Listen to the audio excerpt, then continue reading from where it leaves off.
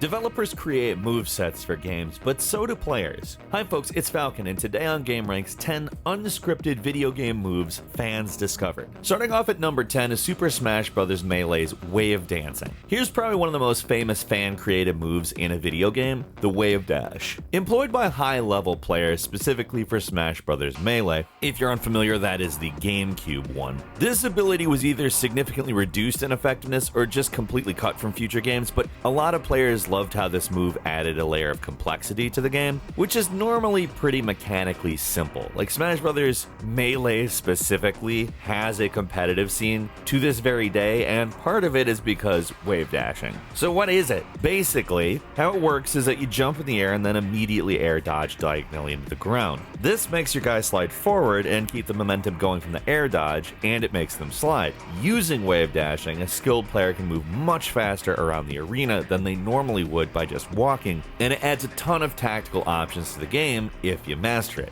Funny enough, this one wasn't actually solely discovered by fans. Apparently in an interview with Nintendo Power, Masahiro Sakurai, the creator and lead developer on the Smash Bros. Games, actually knew about this quirk of the game engine but decided not to remove it because he didn't think it would have a lot of effect on gameplay. But instead of having no effect, wave dashing completely dominated the competitive scene of the game. So the developers did know about it, but it was the community that realized just how powerful the move actually was.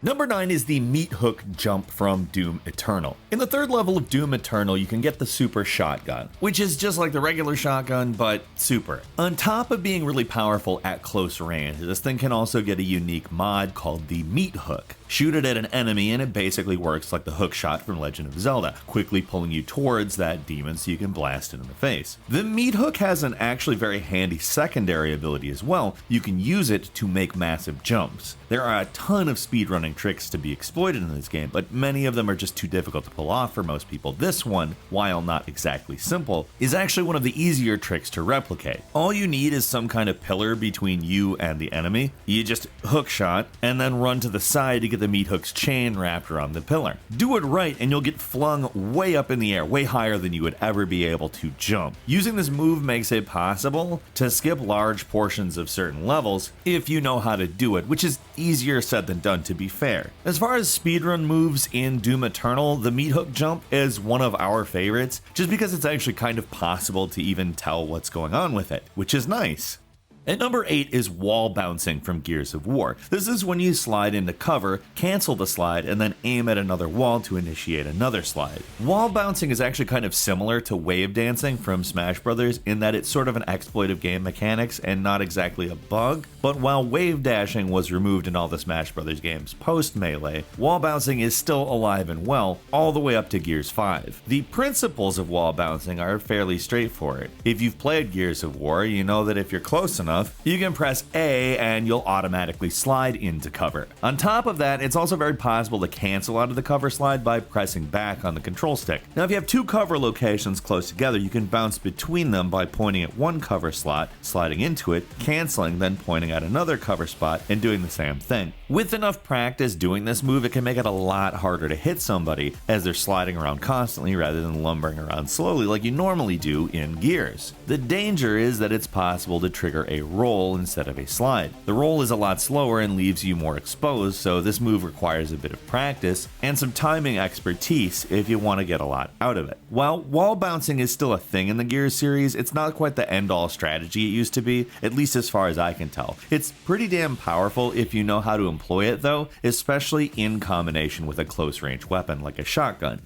At number 7 is snaking from Mario Kart. This is another famous move from the Mario Kart series. Like, have you ever played Mario Kart with a friend and wonder why they just seem to be way faster than you? It's possibly because they're snaking. It's not possible in every Mario Kart game, but it does work in a lot of the older ones. So snaking is all about drifting. The trick is to be drifting all the time, not just on turns, but even in straightaways. Because of how older Mario Kart games worked, players would get a small boost of mini turbo just by drifting a little. So you can do these tiny tiny little drifts constantly from left to right and get constant boosts. Even though there isn't any visual effect to it, you are going to be way faster. It's particularly noticeable and more powerful in the DS Mario Kart, where if you start a race with a rocket boost, you can basically keep the boost going forever by snaking everywhere. To say this move is powerful would be an understatement, and it is specifically why later games in the series changed it so that drifting only gives you a boost after holding on one for a while. Snaking is an incredibly annoying and powerful move because once you know it, it's almost hard not to do it because it's pretty easy to pull off. At number 6 is swimming through the air in Spyro 2 and 3. The original Spyro games were pretty fun on the PS1, but they were pretty glitchy as well. One particularly infamous trick is honestly pretty trivial to pull off because of the glitches. It's swimming through the air. There's a ton of ways to pull it off, but basically what you want to do is exploit the state between swimming and diving to make it so Spyro is always swimming even when he's outside the water. Once you've done it, getting around the level is incredibly simple, and it's usually possible to just cancel the swim and go back to normal if you want to as well. Spyro's a pretty easy series as it is, so it's not all that necessary, but it is also a lot of fun to be able to fly around the levels and just do whatever you want. Just be careful about the invisible death walls. Those still do the exact same thing that they sound like they do. At number 5 is the ice grenade hover from Batman Arkham City. If you ever feel like breaking out of the confines of the small section of the city you're stuck in during Batman Arkham City, it's not that hard actually. I mean, getting over the massive prison walls is a problem, but it's Batman we're talking about, and that should not be an issue, right?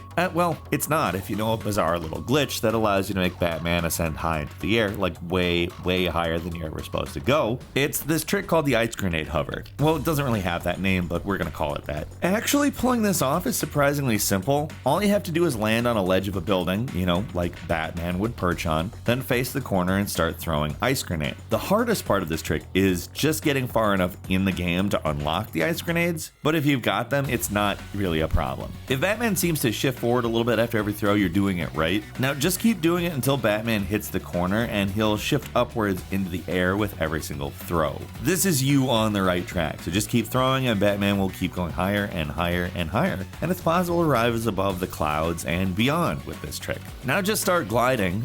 Getting over the walls of Arkham are a cinch at this point. The actual outside sections of the city are surprisingly detailed, though they don't have any collision or anything, so you'll just glide through everything. Still, it's a pretty bizarre and easy trick to pull off.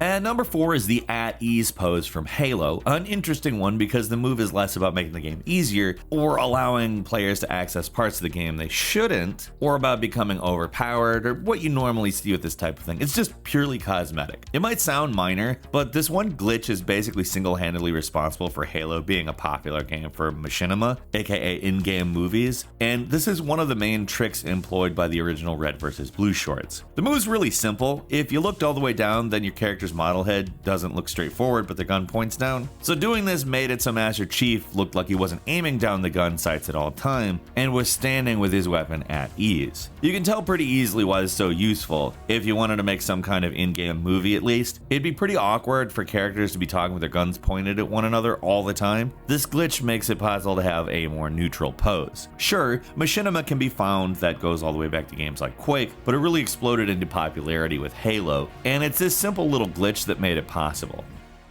And number 3 is Scale in Sonic 06, which is just an absolute mess of a game, and this move is a hilarious example of just how broken the game is. How it works is ludicrously simple. So simple that it's astonishing that playtesters didn't catch it. In fact, they probably did. It's just the production of this game was so rushed that the bug probably wasn't a priority. All you have to do is get this purple gem, which you can buy from a store, which gives Sonic the Scale ability, which just, it makes him shrink in size.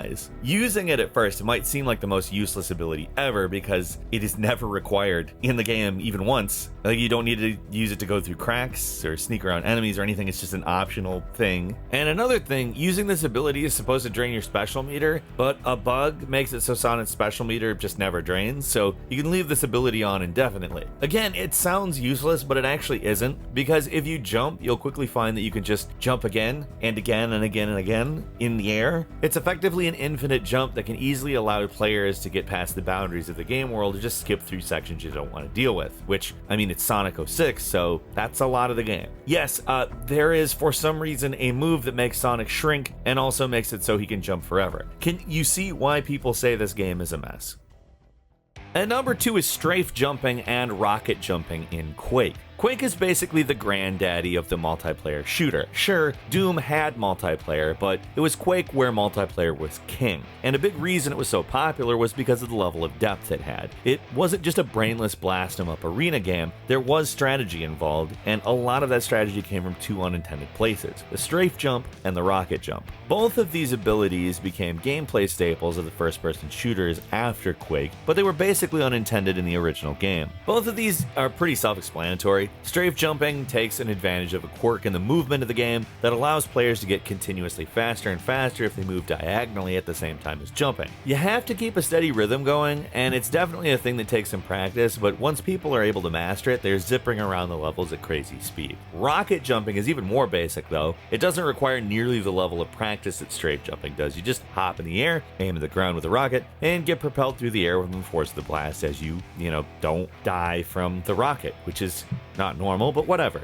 Even more so than strafe jumping, this is a trick that still shows up in games to this very day. And finally, at number 1 is combos from Street Fighter 2. This is probably the ultimate move discovered by fans, as it basically completely changed the genre and is a staple of fighting games today. This is another situation similar to wave dashing, where this was a glitch caught by developers while playtesting the game, and I just left it in, and it basically completely changed the direction of fighting games. We all know what a combo is, right? It's a combination of attacks in a fighting game that are input in a sequence. More attacks in the sequence equals a bigger combo, which equals more damage done to the opponent. Instead of hitting your opponent once and doing a little damage, you can hit him a dozen times and nearly kill him in one shot. Combos add a huge amount of complexity to fighting games, and it would really be difficult to imagine the genre without them at all. And it wasn't just combos by themselves that were created because of Street Fighter 2. Stuff like move canceling, links, and negative edge all became common fighting game terms just because of this one game. And it's kind of crazy how much unintended stuff came out of Street Fighter 2. It's almost like the developers made a great game by accident. Of course, the developers were quick to start incorporating some of this stuff discovered by fans into the game, so we have to give them props for that. But as far as moves discovered by fans, combos in Street Fighter 2 is probably the most significant. That's all for today though. Leave us a comment, let us know what you think. If you like this video, click like. If you're not subscribed, now's a great time to do so. We upload brand new videos every day of the week. Best way to see them first is of course a subscription, so click subscribe. Don't forget to enable all notifications, and as always, we thank you very much for watching this video. I'm Falcon. You can follow me on Twitter, Falcon the Hero. We'll see you next time right here on GameRanx.